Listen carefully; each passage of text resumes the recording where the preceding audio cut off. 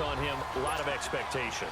And he has to play well in his rookie year. Those days of coddling guys and bringing them along slowly, those days are long gone. When you're drafted in the first round, they expect you to play right away. And the community's eyes and fan base, they'll be on you the entire way. And you take a look at this draft class from a season ago, really it grades out as a pretty darn good class. So you have to give a lot of credit to the entire scouting organization. General manager, personnel department, college scouts, all came together. They evaluated it very well and got a nice payoff. Over the middle into traffic, and that's complete. And he'll be taken down, but not before he gets into enemy territory. Another nice gain, 13 yards that time, and another first down. And forget about the run to set up the pass. They're just coming out throwing. Forget trying to set anything up. They feel like they have the advantage. They feel like they have the matchups, and they're just attacking right now. Yep, going to the air on the opening drive. And now a throw on first down there, but it's incomplete. The beauty of being able to play a zone defense when you can sit back and see the ball coming out of the quarterback's hands, guess what? Creates a lot of confusion, kind of a muddle in the middle of the field where you go make a play on the football. They'll throw underneath for Gurley.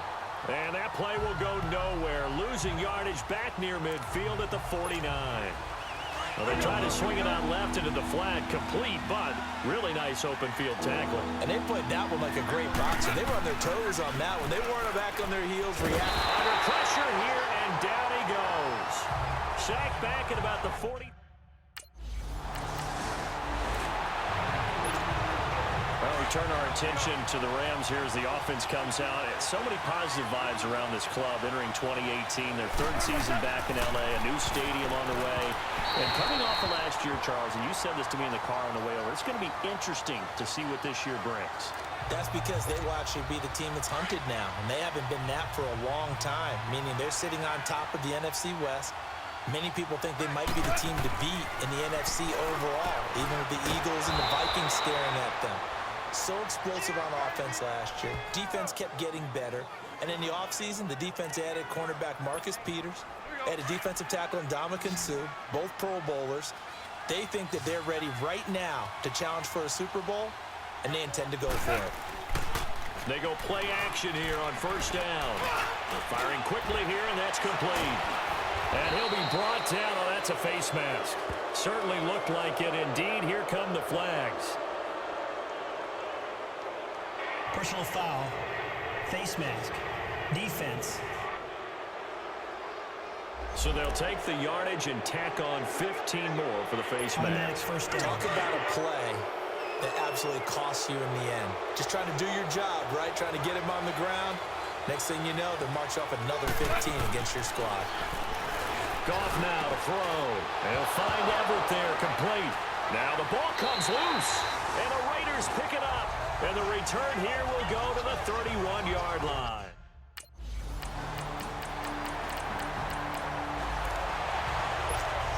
So now here are the Rams as their offense comes back out. And this is a unit that, to be frank, doesn't look like they've woken up yet. I mean, a punt and a turnover on their first two drives. And I think the game's starting to take shape a little bit now. And I'm going to take it into the basketball world.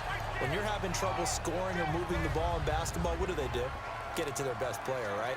Find a matchup, create it, exploit it, and try and move the football. Ball on the 30. They'll come up with a 2nd and 5.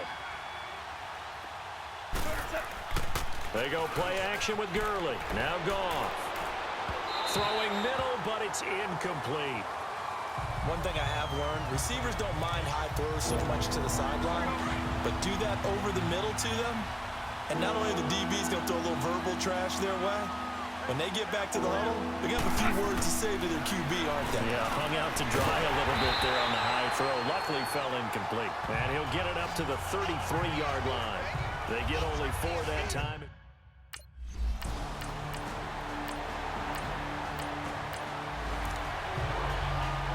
So on 4th down, here's Johnny Townsend to punt it. And now a low liner. I think he mishit it. And this one will be down by a member of the kicking team at about the 40-yard line. The Rams offense now making their way out to take over. The crowd maybe losing just a little bit of the edge after back-to-back punts. They want some big plays. They want to see some offense. They want to see somebody break away, whether it's through the air or on the ground. Now it'll be interesting to see where the patience is on both sides. Each head coach, can you hang in there and not try and force something that could put your team in some jeopardy? 15 yards is the pickup there, and the drive starting very nicely. First down. Partner, this is one of the best routes anyone can have in their offensive playbook. Tough to defend because you think it's a go route, and then he breaks it back on the comeback. There's one other thing you need as well. A well-thrown ball. Exactly right. You have a guy who has some precision in throwing the football because of the timing of the route. Give him 9 there on the first down completion. The goal for any offense versus his own defense, find the holes where guys are available and put the ball on the receiver before any defender can step up and fill it. They did it well there. Perfectly executed crossing route. Here's Gall. And incomplete there. A nice hit. Jars the ball free and brings up third down. Easy to tell who they're targeting on this drive. He caught the first 2 passes, but then this time unable to hook up. But I don't think that stops them from continuing to go back to him, do you? No. I mean, they've got a plan. They're trying to execute it. Now, after that second catch, I saw him in the huddle. He said, hey, let's go back one more time. Didn't work there. You give him 5 yards there, and it's enough for the first. This offense finding its legs now. Here's another 1st and 10. On first down, it's Gurley. Space to run past the 20. And he's going to get it down to the 14-yard line. They give him 17 yards that time as that'll move the chains. Coming in, he really liked his chance of having a big year based on a terrific offseason. And runs like that on opening weekend show that he's right. From the red zone now, Gall. His throw caught at about the 5. And here he'll get it down to the 7. 7 yards, the pickup on the pitch and catch. Not a big window to throw. Coverage wasn't too bad there. Yeah, they had him under wraps pretty well, but somehow able to muscle his way open and catch the ball. Able to get 7 on that first down pass play. 2nd and 3. 2 minutes remain here in the first half. We'll come back to Oakland after this. And we remind you that coming up at halftime, we'll hand things off to the coach, Jonathan Coachman in Orlando. He'll have a look back at a very intriguing opening weekend in the NFL. And it's caught. And he's able to get it down to the 2-yard line. They call his number again. It's his 6th catch and a first down. And just a small glimpse there as to why they like this rookie so much. And that's why they lit up a little bit in our meetings with the coaching staff, didn't they? Yeah, when we talked about him, they did. Yeah, you know, they like his work ethic. You know, this guy's running every route well in the route tree and getting better at it all the time, really honing his game. They expect a pretty good jump out of him as things continue to move on. Now here's a pass on first down that's knocked away and incomplete. Defensively, Charles, they continue to really limit this offense as far as yardage goes. Yeah, you're exactly right. They've been assignment sound, staying in their lanes, keeping proper leverage, and communicating well, too. Goff throwing again. Under a heavy rush, and down he goes. Justin Ellis forcing his way through there to drop him for a loss of a good 10 yards. When you're this close to the goal line, you got to expect pressure from the defense, so the ball's got to come out fast. Got to get out of his hands quicker. And this is going to be incomplete. I think that was a good job there defensively. They did allow him to...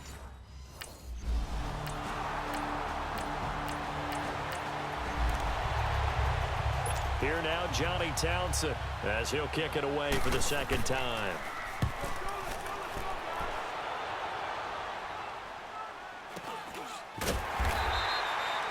Good open field tackling there. A 50-yard punt followed by just a 1-yard return. And the Rams will be backed up deep to begin the drive. And now out on the field, here comes Los Angeles. And we'll see how this is played. Offensively, they've got the lead. Not a whole lot of time left. What do you think, Charles? Well, it's tempting to try and add to your lead, but a mistake there, that could change things in a big way. I say go ahead, take the knee, get on out for the half. And throwing to start the drive, but that one incomplete. That's very well timed there defensively because it's not a bad throw, but the collision came at the exact time he was reaching to bring in the football. Really, really well done. Decent offense, just better defense. I think you're right. Another throw on 2nd down, and this one incomplete as well. Let's go ahead and detail this situation here. 3rd and long coming up. back near your own goal line, I would be very hesitant about throwing the football in this situation. Maybe just run up the middle. Yeah, I think that might be the spot for them. You got to try and find some space for your punter because you don't want him backed up.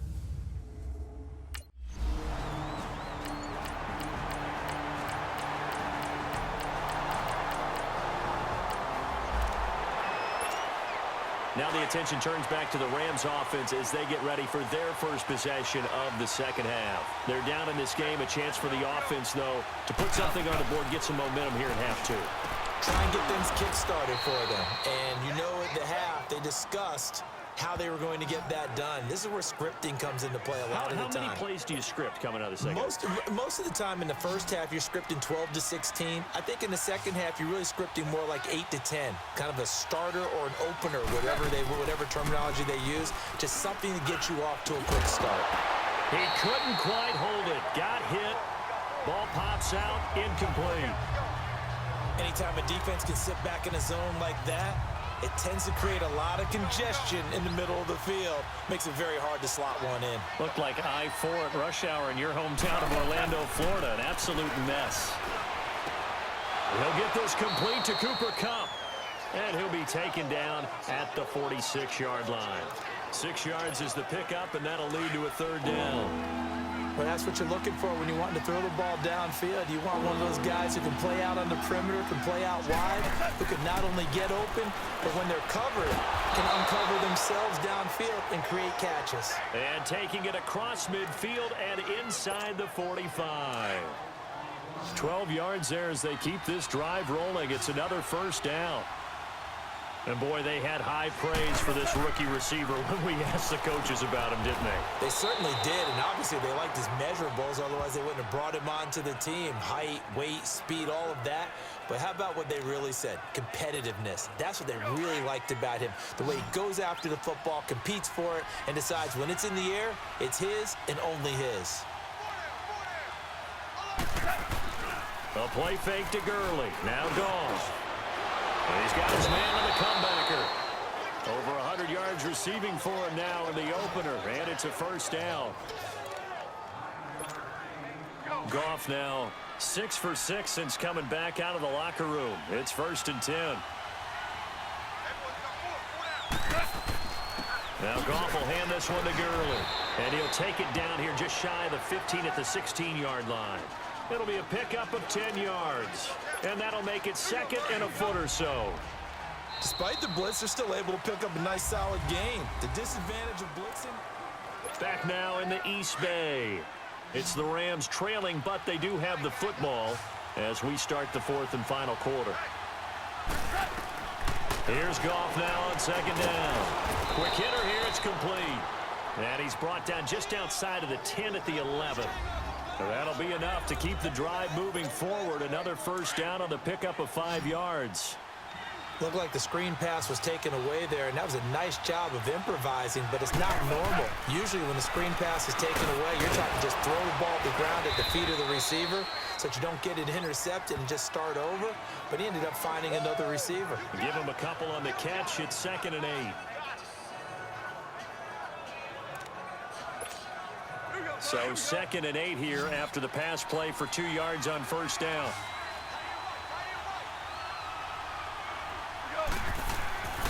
Now Goff. This will be caught at about the 5. And he'll get into the end zone. Touchdown, Rams. In for the score. And the Rams have taken the lead here in the 4th. Although it's more commonplace now than at any other time in the NFL, it's still tough to think about throwing a rookie quarterback right into the fire week 1. But guess what? He handled the fire awfully well and threw his first touchdown pass. It's complete, and he is into the end zone to bump the lead up 2 more. So they make the decision. They want a 3-point lead versus a 2-point lead, and they got it. Yeah, at this stage of the game, it seems like the exact right thing to do. Put a little pressure on your defense, but the biggest thing now is you're making the other team chase you.